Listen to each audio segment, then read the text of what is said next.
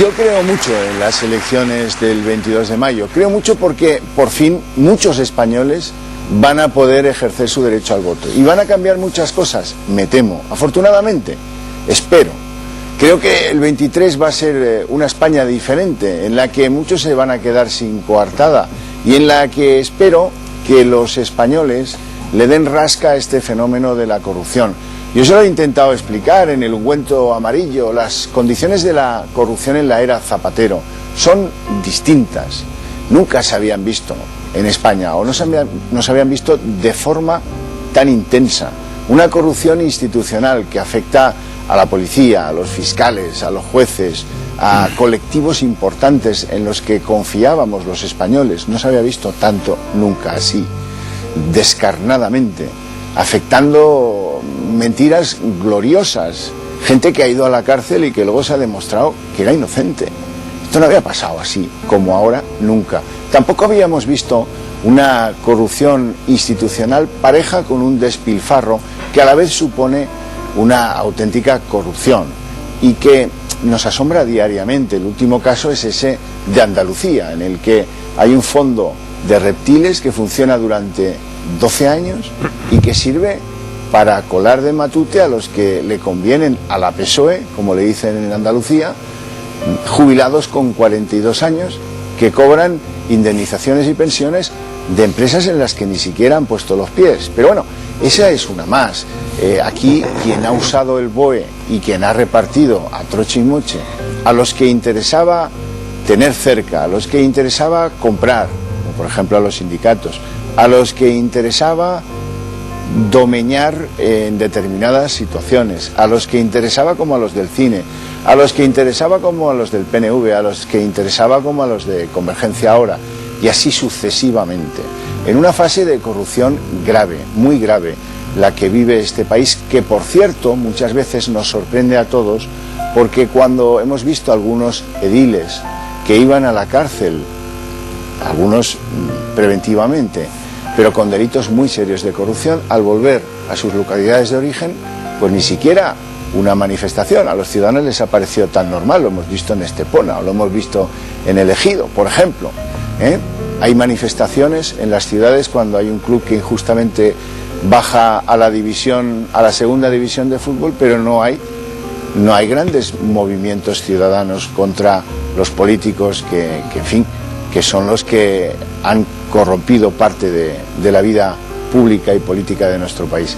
De todo eso vamos a hablar ahora con nuestros invitados que les presento a continuación.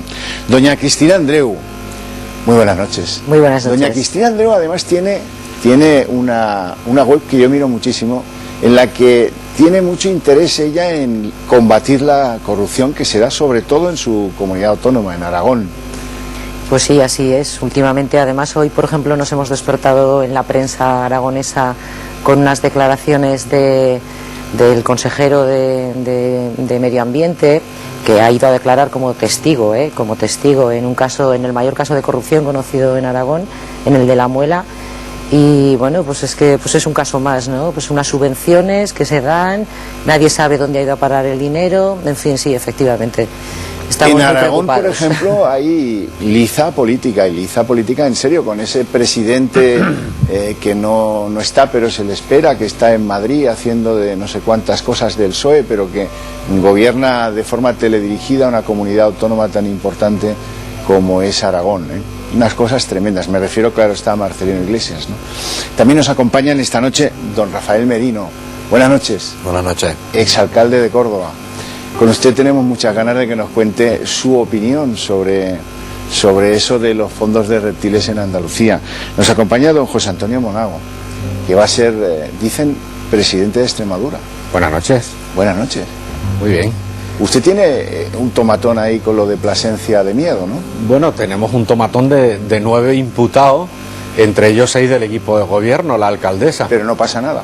No pasa nada, ¿no? Las palabras se las lleva el viento, se dijo que no se llevan a las listas imputados y se ha vuelto a renovar a la candidata del Ayuntamiento de Plasencia, con un ayuntamiento de más de 40.000 habitantes, que no es poca broma, ¿eh? No es poca broma, exacto. Don José Manuel Soria, ¿va a ser usted presidente de Canarias?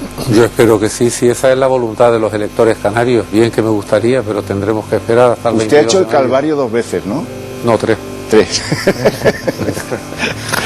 Es la tercera vez. Luego nos lo No, cuenta. esta será Perdón, la por la tercera risa, vez que me perdón por la risa, porque no es para reírse, ¿eh? No es para reírse, ¿eh? Don Ricardo Ruiz de la Sena, buenas noches. Buenas noches. Don José Luis Balbás, buenas noches. Buenas noches. Don José Luis Balbás, usted que sabe de posibilidades electorales, luego vamos a ir viendo las comunidades que pueden cambiar de manos el 22 de mayo. Yo creo que va a utilizar el electorado español, ya que la sociedad no ha sabido ni los políticos echar a Zapatero, para intentar echarle a él. Don Jorge Urosa, ¿van a Buenas condenar los castellano-manchegos a Bono de una vez? Yo estoy convencido que sí. Y espero que sí. Si vuelve de Guinea. Bueno, sí, volverá. Ecuatorial. Tiene intereses importantes que defender.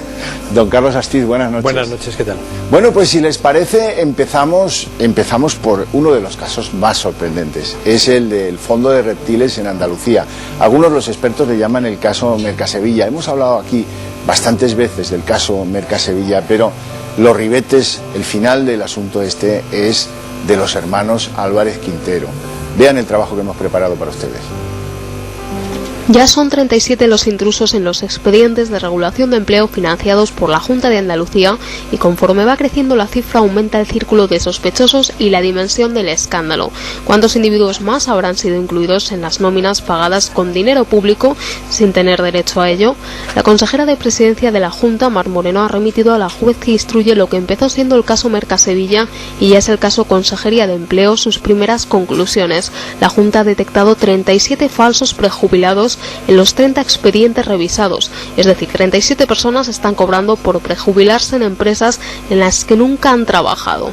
El escándalo es mayúsculo. El exdirector general de Trabajo durante los años 2001-2009, Francisco Javier Guerrero, responsable de autorizar el pago de los despidos y subvenciones a las empresas, detenido y puesto en libertad con cargos, es el que ha destapado la caja de los truenos. Por lo pronto hay un exalcalde socialista del Pedroso, Rafael Rosendo, en la última relación de falsos prejubilados detectados por la Consejería de Empleo.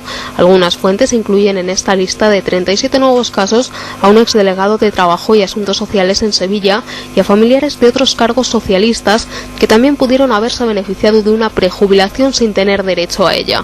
Recordemos que durante 8 años se destinaron 647 millones de euros, casi 108.000 millones de las antiguas pesetas, a estas ayudas. Indefendible parece ya la ausencia de destituciones en la Junta y en el Partido Socialista, y es que cada día que pasa se confirma la existencia de una trama organizada que no era cosa de 4. Subvenciones, subsidios, prejubilaciones, cursos, todo forma parte de la misma concepción cortijera. El gobierno andaluz ha suministrado a la juez más expedientes de prejubilaciones fraudulentas, pero se niega a poner en marcha una comisión de investigación en el Parlamento andaluz. En la España de los 5 millones de parados, créanme que este caso produce alarma social. Eso que la ley de enjuiciamiento dice, alarma social, y que da pie a los jueces a poder mandar a la cárcel a algunos de los que han tolerado, han compatibilizado esa doble contabilidad oculta, porque nada de lo que han oído ustedes aparecía publicado en el boletín oficial de la Junta de Andalucía. Era un fondo de reptiles. La definición no podía ser, a pesar de que el que la hizo luego se ha retractado, la definición del consejero no podía ser más precisa. Un fondo de reptiles. Patricia de Julián, vamos a preguntar a los espectadores si creen ustedes que el Partido Popular debería exigir la dimisión tanto de Chávez como de Griñán por este escándalo, este escandalazo de los colocados de la PSOE en empresas en las que ni siquiera pusieron un pie. Si es que sí. Bueno, pues esa es la pregunta del tercer cubómetro de la noche. Si es que sí, 905-810-318. Si es que no, 905-810-318. Y les recuerdo que pueden seguir enviándonos sus mensajes al 25070. Don Rafael Merino, ¿qué impresiones extrae usted de este escandalazo? Bueno, pues la primera impresión es de tristeza y de repugnancia, como dijo mi portavoz Soraya Sáenz de Santa María el otro día. De tristeza, ¿por qué? Porque se está comprobando y demostrando, no porque lo diga el Partido Popular, que es lo que siempre utiliza el señor Chávez y el Partido Socialista, de que siempre son insidia y mentira del Partido Popular, sino por informes y actuaciones de la propia policía, que hay una trama de corrupción en Andalucía con dinero público, y donde el Partido Socialista, que quiere jubilar a los españoles con 67 años, ha estado jubilando a sus amigos y compañeros de partido con 42 años y con indemnizaciones millonarias. Por eso hablo de la tristeza y de la repugnancia, ¿no? Y esa es la situación y la cruda realidad de Andalucía. Esto, en nuestra opinión, queda mucho por salir todavía.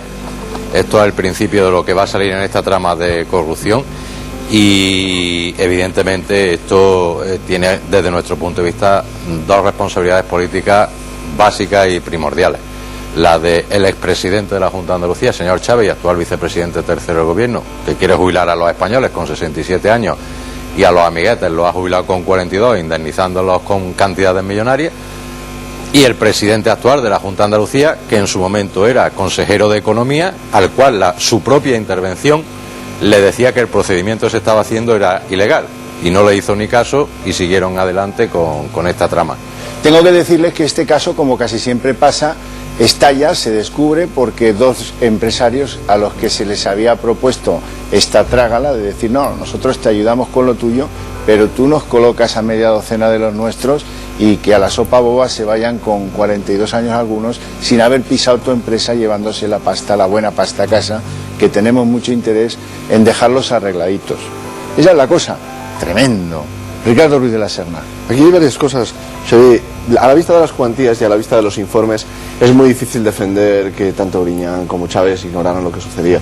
Luego tú has mencionado la ley de enjuiciamiento criminal y decías lo de la alarma social. Aquí hay otra cuestión, que es el riesgo de destrucción de pruebas. Ya en España, si vemos lo que ha sucedido en los últimos años, por muchísimo menos se han acordado entradas y registro con la prensa, se han practicado detenciones con la prensa, con las cámaras, y se han acordado ingresos en prisión con la prensa y con las cámaras. Igual también nos tenemos que empezar a preguntar qué está haciendo la Fiscalía.